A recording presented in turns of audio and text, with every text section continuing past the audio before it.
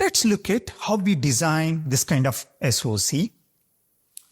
We need to start off with on-chip bus, something like AMBA, Advanced Microcontroller Bus Architecture. Advanced Microcontroller Bus Architecture is license-free. It's defined by ARM. You can download the spec and implement the communication as you prefer. AMBA provides 3 flavors: AXI, Advanced Extensible Interface. It's preferred to connect high-frequency and high-performance cores components. Also, it enables point-to-point communication. It also provides another flavor called APB, Advanced Peripheral Bus, primarily to connect low-performance components that prefer low bandwidth communication. So to connect AXI with APB, what we need to do is we need to design bridge AXI to APB. So whatever I show in green color, as a SoC designer, I design these blocks. So when it comes to designing SoC, I decide on the bus. What kind of bus? AMBA is not the only option. We can go with other standards also. Some of the companies, they might use their own standard custom bus. So on-chip bus is required to connect all the components within SoC. AMBA is one good example, Advanced Microcontroller Bus Architecture. To realize the SoC, what we do is we work with multiple vendors. We buy various IPs from various vendors. As a SoC designer, I can't think of creating the chip from scratch because time is critical. I need to achieve my time to market goals. For that, I will think of buying IPs. I would say like more than 60 to 80% IPs I will try to buy from external vendors. Also, it increases the success rate. That's again another big thing I can expect because different vendors, they are specialized in different things. I am specialized in SoC design, but I'm not specialized in creating processor. I'm not specialized in creating GPU.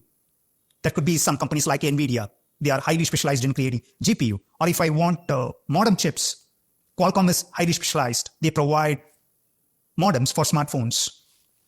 So let's look at. We prefer AXI for high-performance processors like CPUs. CPU could be ARM CPU or RISC-V CPU. GPU, graphics processor.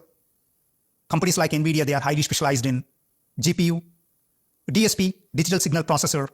Companies like Texas Instruments. And we also prefer a bus called AHB, Advanced High Performance Bus, for pipelined data communication. There could be processors like AI accelerators and neural engines. So here, the thing is, most of the IPs in the market, they could be based on standard interface like AMBA, Advanced Microcontroller Bus Architecture. So you may get processors based on AXI, AHB. You may get IPs like UART, SPI, I2C. There could be various interface IPs. There could be some Bluetooth subsystems. So you might get all these components based on interfaces like APB. So AMBA is very popular. Most of the vendors, they design their IPs using AMBA standard. So when it comes to building or when it comes to designing my chip, if I go with AMBA, it would be easy for me to integrate all third-party IPs. All right? So what we have seen, the on-chip bus and how we design the bridge. So here you see different kinds of bridges, AXI to AHB, AXI to APB, whatever I show in green color, I design these components. I don't want to simply buy all the components from third-party vendors because my competitor might be able to replicate my chip. So to differentiate my chip from competitors, what I do, I design some of the components on my own. That's my glue logic. All right. We need components like memory controllers to connect memories like flash. We prefer flash to store firmware. We also provide interface for the flash. If there is going to be any new update, it will allow the user to download the new version of the firmware, right? So he can easily deal with it. So there are companies like Micron, they are highly specialized in memory. Companies like Cypress, they provide interfaces like USB. Now Cypress is part of Infineon. And we also need interfaces like UART, SPI, and I2C. UART is Universal Synchronous Asynchronous Transmitter. SPI, Serial Peripheral Interface, I2C, Inter-Integrated Circuit. So we prefer these interfaces for serial communication, including USB. USB is high-speed serial connection, right? And low-performance interfaces could be UART, SPI, and I2C, primarily for the serial communication. So the other important thing that you need to understand is the communication that happens within SoC is always parallel and synchronous. For example, the kind of communication happens between CPU and other components. Everything is going to happen through on-chip bus like AMBA. So this communication is parallel and synchronous. Everything is going to happen with respect to clock. The communication that happens with the external world, it's always going to be serial and asynchronous. So whatever that happens through USB, UART, SPI, I2C, it's always going to be serial communication, asynchronous. We don't know when the user is going to connect the pen drive. It could happen anytime. So it's going to be completely asynchronous. All right? We also need analog components and subsystems like modems. You consider analog component, that could be ADCs and DACs. There are companies like Analog Devices, highly specialized in providing analog IPs. And companies like Qualcomm, they are highly specialized in wireless. And we also prefer interfaces like GPIO, general purpose input and output. This is a programmable interface. This helps us to deal with pin multiplexing. Here, the interface can be programmed like input or output or in-out. It depends on the communication. General purpose, input and output. So using software, we can program the GPIO as either input or output or in-out. And we can connect subsystems like Bluetooth with the chip. So in this case, Bluetooth might be based on UART.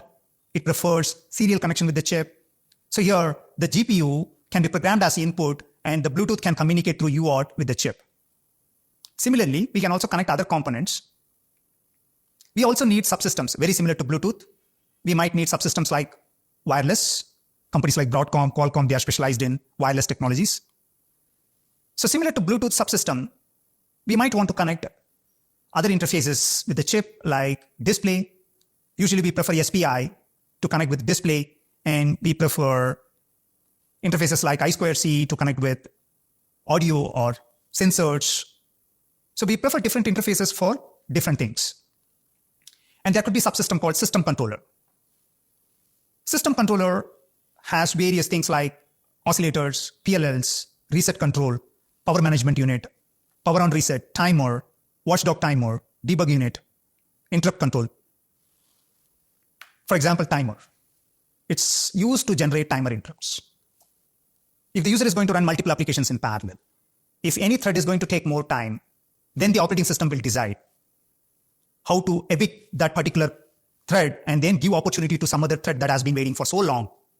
For that, the chip has to generate timer interrupt.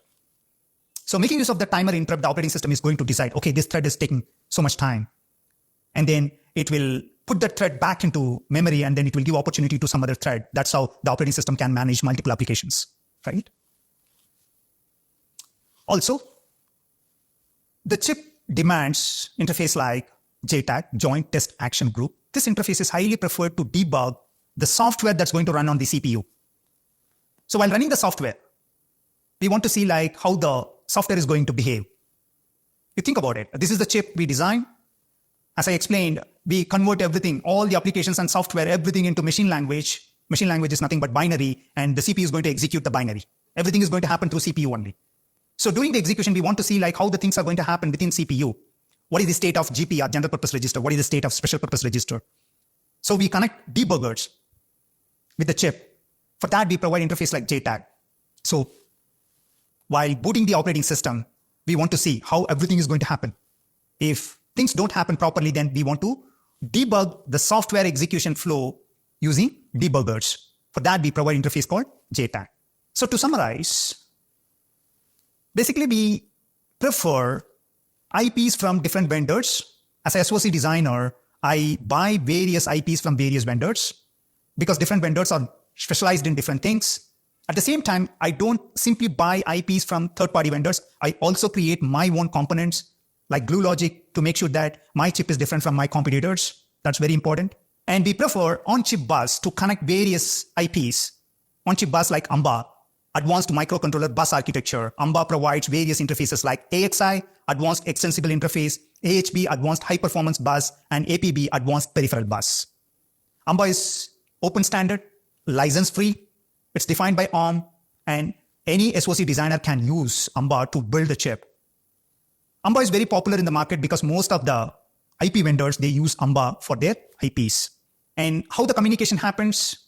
The communication is happening in parallel. How the communication is happening within the chip? Whatever that happens within the chip, everything is going to happen in parallel and it is synchronous. And whatever the chip communicates to the external world, it's always going to be serial communication and asynchronous. All right.